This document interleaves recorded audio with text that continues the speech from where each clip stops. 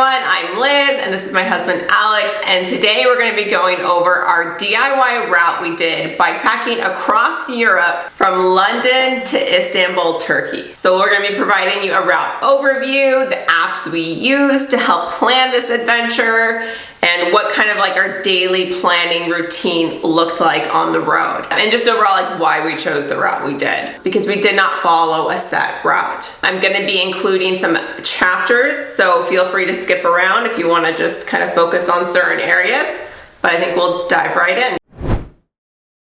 A few highlights of the route. We biked through 15 countries over 2,500 miles, and some of the highlights include quaint Belgian towns, fairy tale looking towns in France and Germany, the beautiful Alps, the Dolomites, caves and scenery in Slovenia, the Iron Gates Gorge in Serbia, and the Bulgarian Balkans.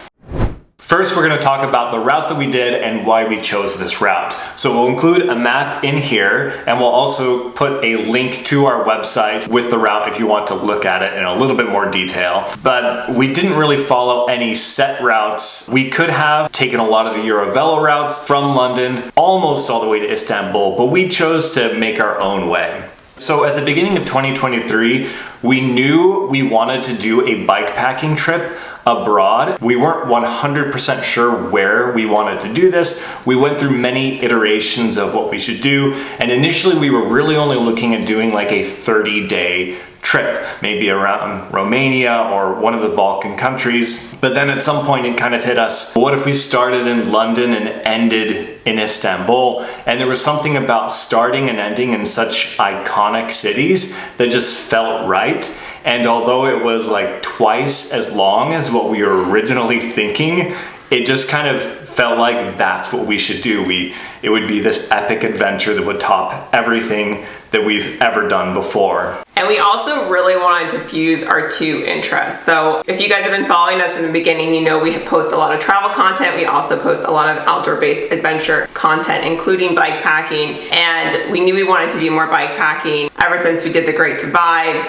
And so we thought this would actually be a really great way to kind of fuse those two interests of travel and bikepacking. And so as you guys saw, if you saw the vlogs from our videos, we infused lots of city exploration and different sites and trying food and just all the things we love in kind of one trip. And it really was a epic fusion of those two things. I will say though, if you're just a traveler, a good 80-90% of this is gonna be the bikepacking part.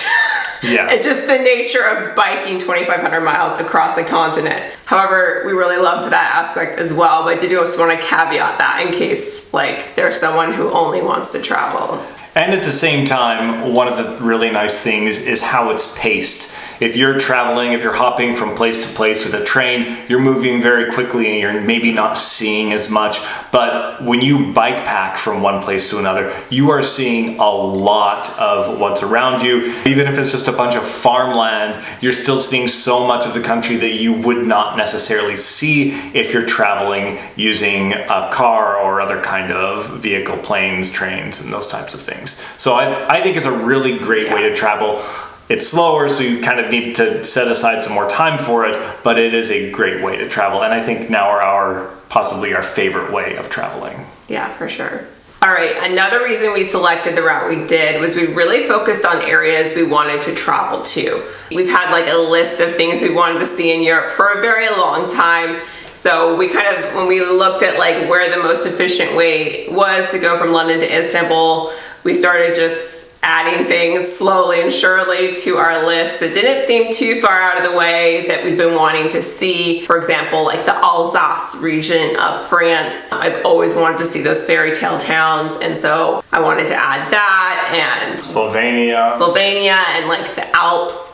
We really wanted to see the Alps and the Dolomites, and so we kind of based it around places we wanted to see that weren't too out of the way. So we've traveled for a number of years, and how we've always kind of divided our task is I take on a lot of the big picture things, like where we want to go and like the activities that we're gonna do, and Alex handles the like logistics of how to get there. His job was extra cut out for him for this trip because trying to find the best cycle paths and different routes to go there was definitely a task. So I'm gonna turn this section over to Alex, and he's gonna go over like the apps he used and his whole process there.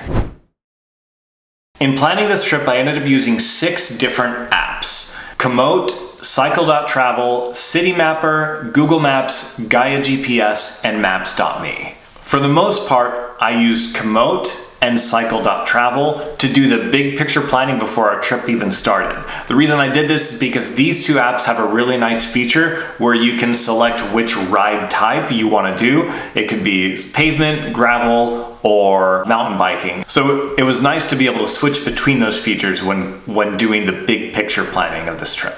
Although Komoot's gravel feature seemed really nice, I found that in practice it actually wasn't very helpful because sometimes it would take me way out of the way just to do like a small 100-meter section of gravel. So I found that it was better to just not use that function since it kept doing this over and over again. Cycle.travel was really nice for planning, but not too great for navigation. Citymapper was a really nice app that our host family in London introduced us to.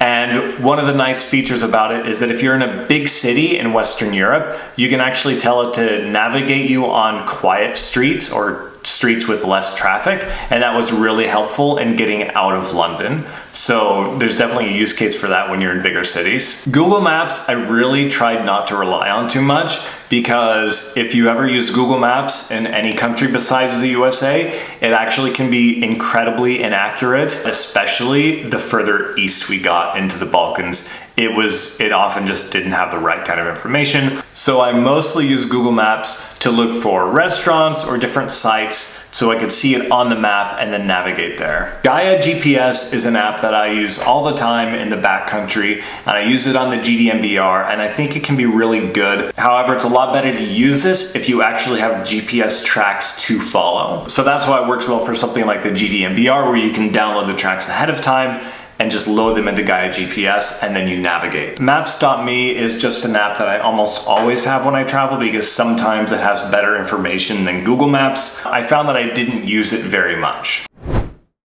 Personally, I found it really hard to plan for a big trip like this before it started because I found that I would often get lost into the details of like what route I should take. And I found that it was actually more helpful to do a high-level overview of what route I wanted to take, what I wanted to see, kind of the big picture places that I wanted to go to, and then take each day at a time. Maybe even plan a few days in advance, but planning the entire 2,500 miles ahead of time is just incredibly overwhelming. Another useful resource for planning routes is warm shower hosts. This happened a couple of times for us. Our warm shower host, Ricardo in Austria, was able to help navigate us through the Alps. The way that we had originally intended on going through the Alps was a really busy road and a really terrible route, but he was able to navigate us a different way that avoided a lot of the heavy traffic. And on another occasion, I reached out to a warm shower host in Croatia, and he sent me some GPS files that I was able to use to navigate us from Zagreb through, I think, Belgrade. I wanted to jump in on this and talk about the apps we used for like finding accommodations because we had a number of people ask about that. And really it was a combination of things. We weren't really able to rely on like a single thing throughout the whole trip. So in Western Europe, it was very easy to find campgrounds. There's lots of campgrounds. Once we got to the Balkans, we found it really hard to find established campgrounds. And so a lot of the campgrounds we did find were from word of mouth in Serbia. However, the guest houses and stuff we found were often on Google Maps, or sometimes we found them through Booking or Airbnb. And we tried as much as possible to like ask people, so like use that as a way to kind of find the location, but then ask the guest house, because we preferred the idea of having our money go directly into the local economy as much as possible. And we often got a little bit of a discount doing it that way as well. So I highly recommend just you have to use a multiple pronged approach when it comes to planning this. It got really difficult in Romania and Bulgaria, particularly to find lodging. Yeah, I would say that along the Eurovelo 6, there are actually quite a few campgrounds, and I think some of the little campsites like the Ciclo Camp Vineyard, they actually had like a pamphlet that they gave us with the list of all the campsites along the Danube. So if you're on the Eurovelo 6, there are a lot more resources for you.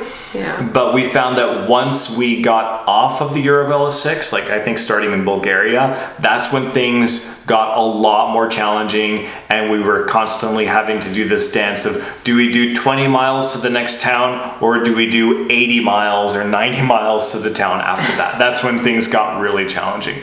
And one more thing to note here is that the booking app does not work for booking accommodation in Turkey. It's some kind of weird government rule thing, so keep that in mind. Another thing to note on staying is that 12 out of these 15 countries we went through, wild camping is illegal, like completely illegal. And so we tend to be rule followers. So we didn't do a ton of wild camping, but there's so many people that do. Yeah. So I guess choose what you're comfortable with. Some countries are going to be more strict than others. I think Italy in particular is pretty serious about it. So if they do catch you, I think that you get in big trouble for that. The other one that I know is pretty strict about it as well is Croatia.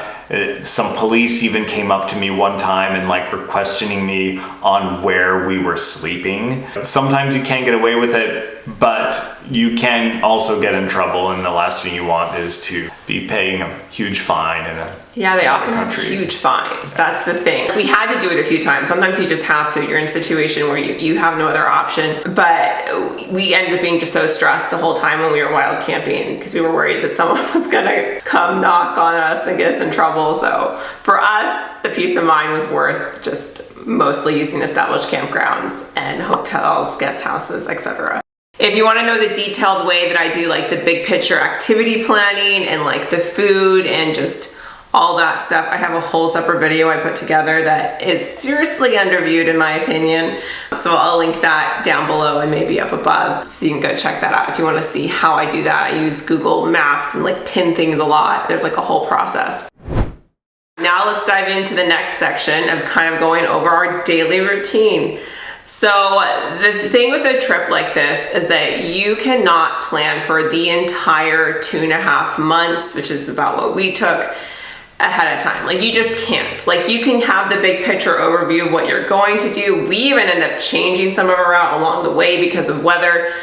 Flexibility is very important with a trip like this. And so daily planning was something we did constantly. To add to that, I would say that there might even be cases where you have to completely reroute because of circumstances that are completely out of your control. For example, if we had shown up maybe like a couple of weeks earlier or even a month earlier, we wouldn't have been able to go through Slovenia because of the terrible rain that they had there. So keep that in mind when planning this. You might end up in a situation where you have to reroute completely. As I mentioned previously, we would often do a lot of the planning for the day either the night before or the morning of, and we would kind of base it on how we're feeling. We would often give ourselves like a minimum goal and then a stretch goal. So like if we're really feeling awful, we can end after 30-40 miles in this town because there's a hotel or a campground there, and if we're feeling better, we can push on further to the next town. And that was kind of the approach that we took on a day-to-day basis. Yeah, but we did have like a weekly goal of averaging like 250 miles per week. And the vision originally was to take 2 full rest days per week, but it really didn't end up looking that way because we ran into a number of issues. Had a whole week in a hotel pretty much due to weather. We've had bike repairs. I mean, there's things that you're not gonna be able to stick with that. We also found that in Western Europe, there were just so many places to explore that it kind of made more sense to do half days, explorations, and that sort of thing. So yeah, especially in Belgium, as you probably saw, we would sometimes just go 30 miles from one town to the next. And honestly, I think Belgium was a huge highlight. The towns there were so amazing to check out. So like, if it means we just have to have short days so we can really soak in the travel, aspect of this trip, then that's what we did. That's what we had to do. Our next section is what we would have done differently route-wise.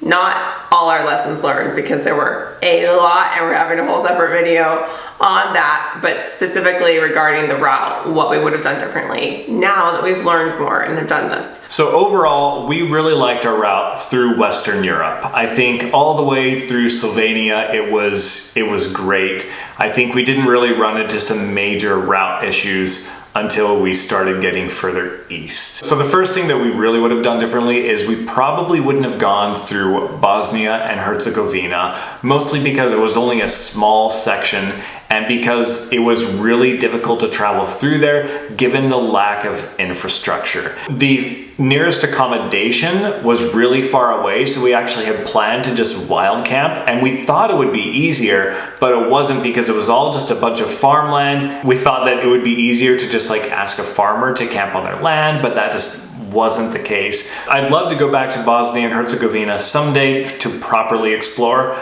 but I think it was just such a small section of our trip that we probably could have skipped it. Another section that we probably could skip, and this is painful for me to say because actually our original vision for this trip was to focus on Romania. We've always wanted to explore Romania, but I think we probably would have skipped the Romania side, mostly because the area we went through wasn't great. We did a lot of busy highways with like semi-trucks zipping by. So we crossed over right after the Statue de Celebes, essentially, into Romania. So we were on the Serbian side and experienced part of that along the Danube. The part on the Romania side was really, I would not recommend it. But then we went through, we found some kind of remote country roads, and that was actually really nice. We loved some of the dirt trails we did there, and we saw like the people herding their livestock, and it was really cool to see. But I think if we could do it over again, we probably would have just stayed on the Bulgarian side. The Eurovelo 6 actually goes on both sides of the Danube. You can follow it from Serbia into Bulgaria, or you can go into Romania and stay on the north side of the Danube in Romania. And I think just the EV6 is not too developed there, and so there's just a lot of bike routes on road, and it makes it's very uncomfortable when you're biking like just a couple of feet away from semis. Yeah, and the dirt trails that we found in Romania were not part of the EV6 for the most part either. We kind of just found our own because we wanted to get off highways so badly. Yeah. But they ended up being the highlight of our time in Romania, so it ended up being good. But I think if we could do it over again, we probably would have just stayed on the Bulgarian side the whole time. And that kind of brings us to our next point, which is, well, if we had more time, I think it would have been better if we had just followed the Eurovelo 6 all the way over to the Black Sea and then went south into Istanbul from there, because I think the route that we took through Bulgaria was very challenging, once again, because of the infrastructure issues that we've mentioned so many times. Yeah, and we were trying to find like the most efficient way by that point, because our bikes and bodies were falling apart and we needed some serious maintenance on our bikes. And so we were just like, okay, let's just find the quickest way to get to Istanbul. And so as a result, we didn't go, I feel like, probably the best way through Bulgaria. However, there was that really nice pass in the Balkans, which was a huge highlight. The alternative route that I definitely considered, I think would have added at least 100 to 150 extra miles to go all the way to the Black Sea. That was definitely the reason why we didn't consider going that way. And then lastly, of course, guys, if you've seen our finale, something we would have done differently is not bike in Istanbul city proper. That was chaotic. So scary. They are just massive highways where the directions tell you to go across multiple lanes of traffic. It was not good. So we definitely would have just, I think if we had told ourselves ahead of time and had it set in our mind that we were gonna just get to like the Istanbul county or something like that. Istanbul province. I would say. I think that would have been better if we just had that in our mind ahead of time. And at the airport, that's close enough. It's close enough, yeah. Although I will say, I have heard that the Asian side of Istanbul is significantly better for biking, and it did seem a lot less crowded when we were over there. Yeah. So it's possible, I don't know, I haven't researched this, that maybe you could cross over the Bosphorus Strait at a different point, maybe further north, and then follow the Bosphorus down into the Asian side of Istanbul. Maybe that's possible, maybe that's better. I don't know, I didn't go that route, but that might be a good alternative. But wherever we biked in Istanbul, I would never ever want to bike there again. That place was a nightmare. I mean, so I might be going on a tangent here, but we talk about the worst cities that we biked in on our trip often. And Istanbul is by far number one. None of the other cities come close to how bad Istanbul was for biking. Belgrade and Zagreb were also Belgrade, bad. Zagreb, and London. London is kind of funny because it was just so chaotic there. There were bike lanes, but there were tons of people in the bike lanes, and there's just chaos all around you, and it was super loud. Zagreb, bike lanes would just like end abruptly. It's like you're on a bike lane and suddenly it's gone, and there's no warning. and then you're on this busy highway. Yeah. And then Belgrade, just, there are some good bike lanes in Belgrade, but then getting into Belgrade was a nightmare. I think that was all doable. The main point is Istanbul. I've read online so many times, don't bike in Istanbul. Just don't. Just don't. No. And that brings us to, guys, we created a guide online on our website based on your guys' requests, and it includes our GPS tracks.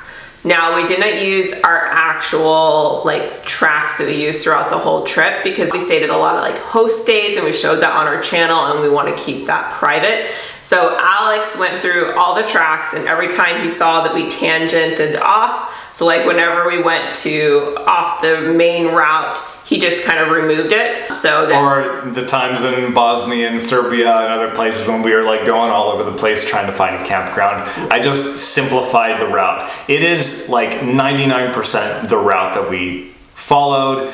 I've just gotten rid of some of these little, I've cleaned it up essentially and gotten rid of the host stays just to, you know, not expose people's homes online.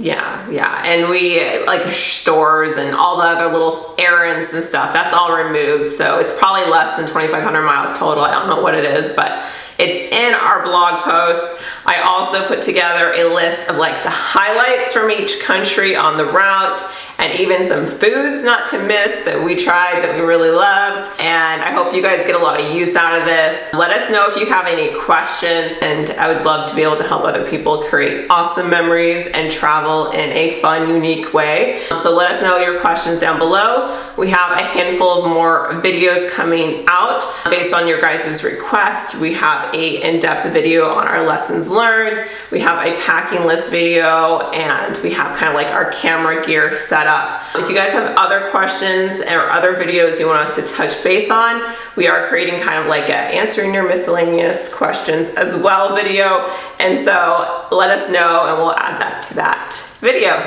All right, thank you for watching, and we'll see you on our next video.